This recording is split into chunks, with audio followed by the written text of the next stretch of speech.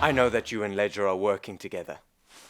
When he went, had you gone, and had he, if he wanted to, and were able for the time being, excluding all the restraints on him, to go, gone also, would he have brought you, meaning you and he, with him to the station? Yeah?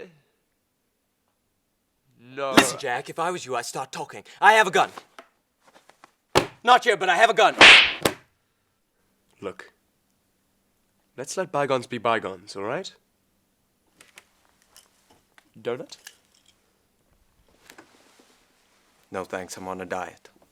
Carrot? I don't eat raw vegetables.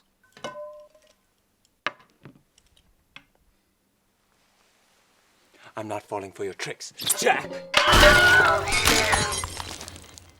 Now tell me truthfully, when you robbed the bank, were you alone or by yourself?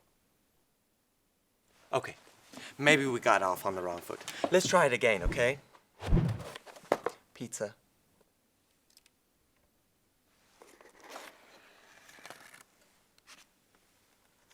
We have ways of making people talk, Mr. Napier. So why don't you just tell me the truth and you'll get off a lot lighter? Look, you're not going to get me to talk.